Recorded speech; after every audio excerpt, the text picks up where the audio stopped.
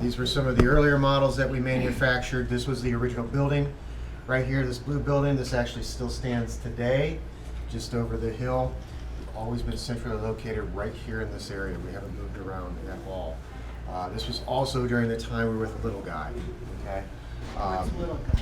So Little Guy, real quick, they were our marketing distributor, company that did all the sales, and we were strictly the manufacturer.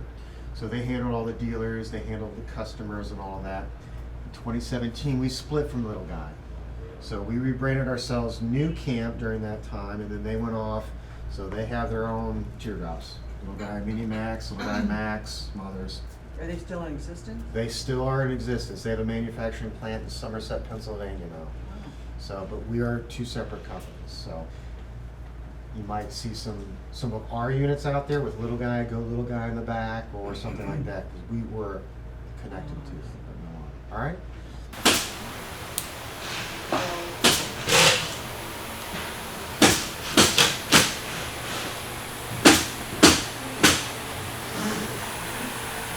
So this is where they assemble the cabinetry for the units.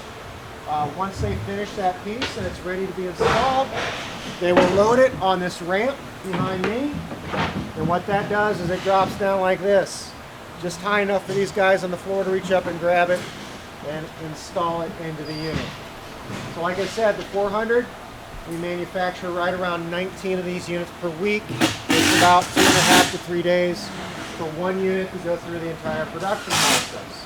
Underneath here, we start with the floor. What they do is they install the tanks, they do the underbelly, they put on the axle, the wheels, and then this mechanism here was flipped over. So it starts out upside down. So we flip it over, the production line has a rail system. With that trailer tire fits in a smaller boot with wheels on it, they can manually push it down to each station. So all these guys have their individual responsibilities throughout the production process. And then at the end of the line, you have a completed trailer. That's where they quality test it, they pressure test the lines, check for blemishes, scratches, all that. Once that process is completed, they take it into a wash bay on the left-hand side, where they clean it up, they check for leaks, and then they prep it to be taken out back to be shipped out to our dealer body. Any questions? Here's the Tab 320. And we have just recently combined that with the tag line, okay? So we did have 3 separate lines, one for the 400, the 320, and the tag. Now the Tab 320 and the tag are combined. That's why you see both models on this line. The Tab 320, which is considered our mid-size, okay, our most popular unit, we manufacture right around 29 of those units per week. Okay, so you're looking at about a 10-unit difference from the 400 to the Tab 320. The tag, you're looking at about 23 of those per week. So if you're keeping track of the production numbers, so that's second in line as far as production. All right. Tab 320, if you don't already know, you probably do, but there's 2 versions of that we currently build. One is called the Tab S, with the kitchen on the inside. The other is the Tab CSS. CS is clamshell, kitchen's on the outside. In the back, you have a hatch door that you have to open to access the kitchen. Those are the only 2 tabs that we currently build. We have other options, other models. 2 versions of the tag that we build. One is called the Tag 5 wide, which is 5 feet wide. The other is called the XL. It's going to be a foot wider. All of our teardrops have the Boondock package available to them. Okay, our quote-unquote off-road package that we offer. Either you guys own them or you've seen them down there at Winkleplex. So, all right. You look down here, on the right-hand side, you will see a big old spool of aluminum. That is your unit.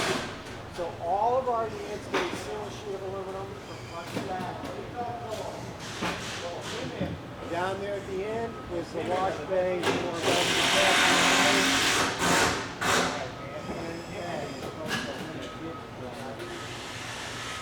Hands, would you say, touch a unit from start to finish? So we have about 8 guys on the average per production line.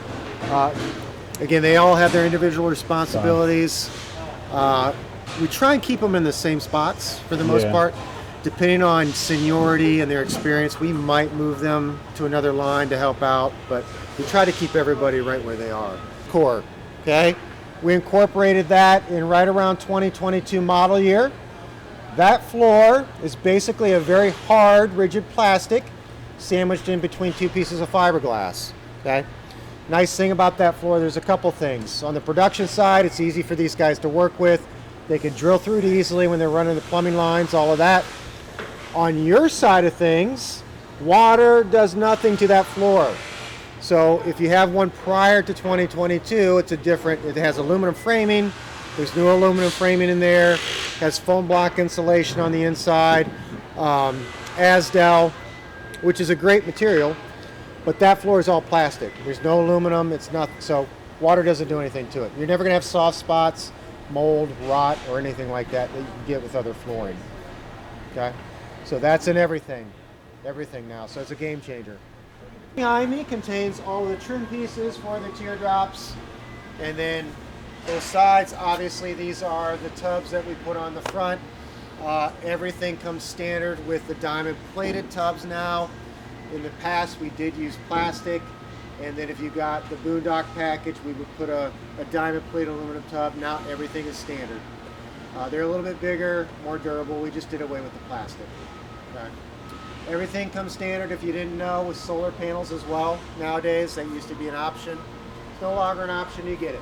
So as we walk out this way, we're going to walk into more of the cabinetry production, and then the Sears truck camper line. Plumbing prep as well as the wiring for the electronic components are down this way. Side, you're going to see all these hearts with wood on them. So this is the wood that is required for cabinetry assembly. Okay, you look on the front, you'll see a piece of paper. These are all VEN specific, so this is for a specific trailer that's going to go into production. This is all done in-house, right down here, and I'm going to show you the wood shop. It takes about 5 days for one trailer to be prepped for cabinetry. We don't mass produce the cabinetry here, throw it in bins and guys pick it. It's done by the unit. That's why it takes 5 days. We want it done right. Okay? Why would you do it that way if every unit is the same? Because we want accuracy. Quality, yeah. We want quality and accuracy. So when you start doing things in mass production, things can happen. Yeah. And nobody catches it. Yeah. So when you have a bin full of cabinetry and wood and guys are just pulling it, they don't notice anything. Imperfections. No, they're trying to get it done. So exactly, exactly. So that's why we do it that way. Probably the tolerances that would be off. And Exactly. Yep. So down here behind me, you will obviously see the sidewalls for the teardrops. We actually do not manufacture the sidewalls. We have a vendor that does that. It's called a Merrimax. They come into us like this. What we do here is we install the windows and the doors, the decals. We also do the paint here as well. If you don't know, I'm going to cover the construction of the sidewall. Okay? It's aluminum framing, runs around the circumference of the wall, runs around the door and also the window. On the outside is a fiberglass gel coat, and then there's a material called, Asdel. You guys ever heard of Asdel? Okay. So it's a combination of polypropylene and fiberglass. You'll see it down here at the truck camper line. I'll show you what it looks like. Again, it's in the same vein as like our floor. It's very resilient to water. If you have water intrusion, what that material does is absorb it, and then it just dries out. So you don't have the effects like you would on wood. And then beyond that, everything else is filled in with a foam of 1 inch of foam block insulation. And that's throughout the entire wall. All right. Where are these manufactured? These are out of we have 3 conventional CNC machines that do all the cuts. One along that far back wall, one at the end of this line, and then we have this one right down here. So this one actually has a robotic arm behind it, picks up those panels of wood and loads the router for us. Okay. It can also create a stack of wood on the outside of that fenced-in area or a forklift to come along and pick up and take to another machine. So a couple machines that I'll point out down behind me here. On the left-hand side of the wall, you're going to see a couple machines with these big black discs. So those are edge banders. So what they do is they put the edge on a curved countertop, like in the 400. 400s have a curved edge on them. This machine directly behind me is also an edge bander. And that will put the edge on straight edge cabinetry, which pretty much is everything. We all have straight edge in all of our units. So that does all the straight edge cabinetry. You will see 2 rooms down there at the end. Normally they're lit up, they're not today. That is where they sand the wood, okay? This building on the right-hand side with the green stripe is our finishing room. So that's where it is taken in. They stain it, they seal it. There's also some sanding that takes place down there. And then once all that process is done, they assemble the carts that we saw up here, right down here. They put it on this elevator, they bring it up to the mezzanine, and then they wheel it down for assembly. So that's pretty much the process.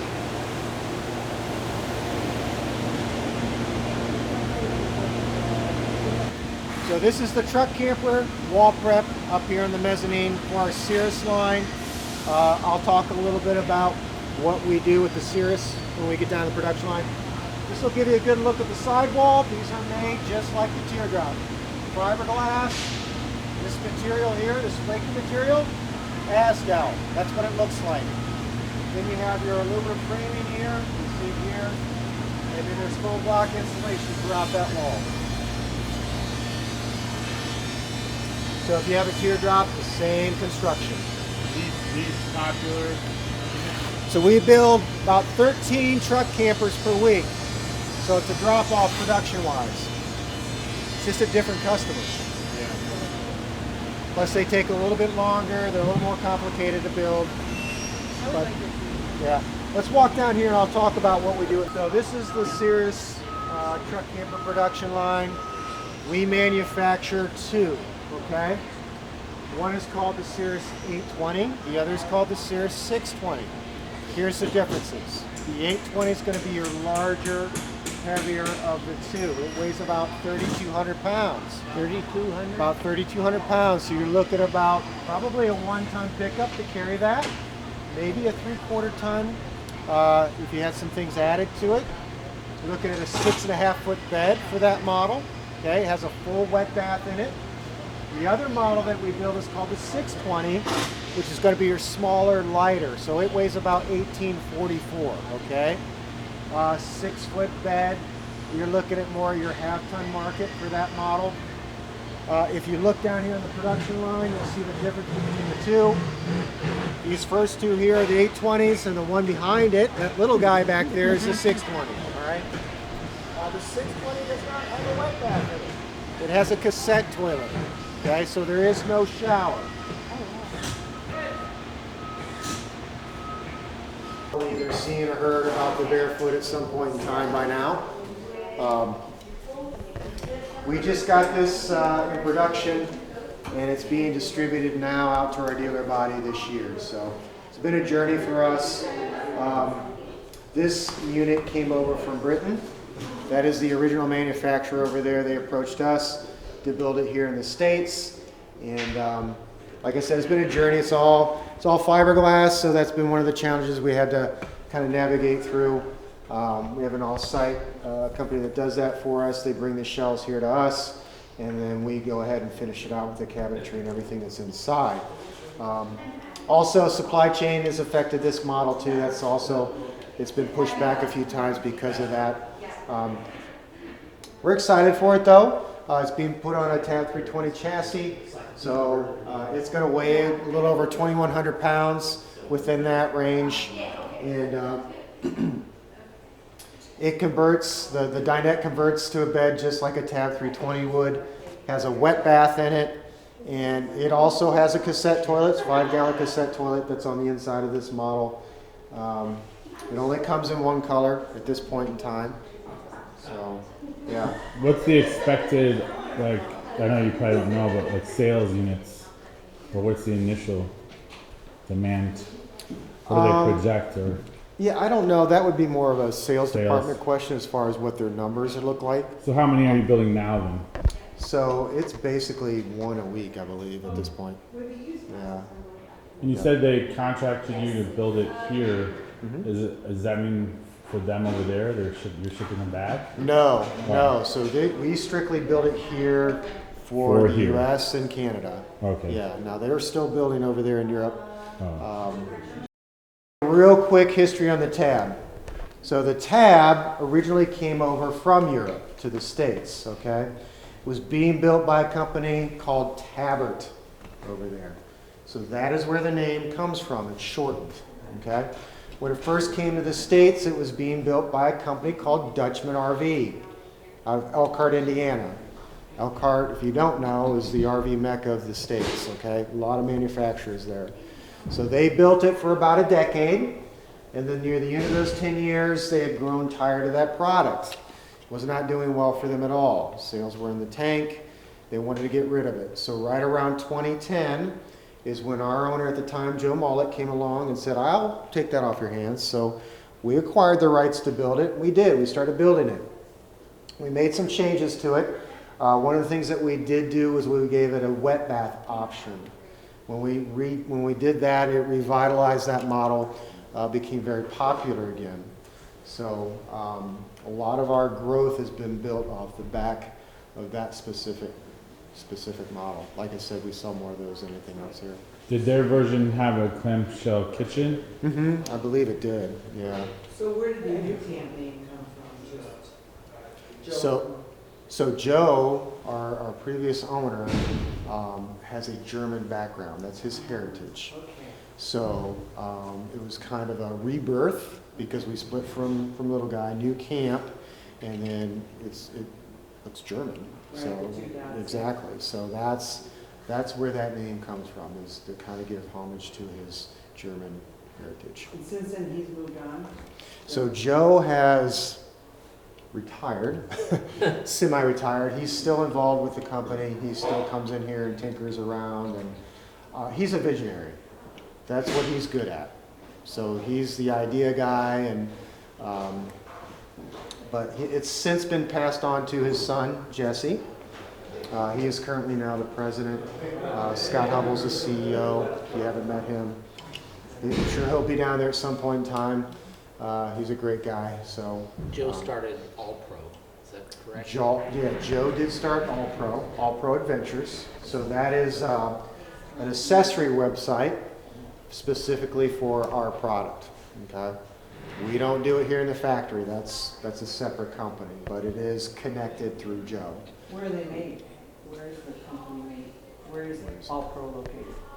It's a website, so everything is local here. Now, we don't store the stuff here. They have their own warehouse, but it's vendor, ahake, tents and stuff like that, or rooms, and so yeah, visors, some bike racks like jacket.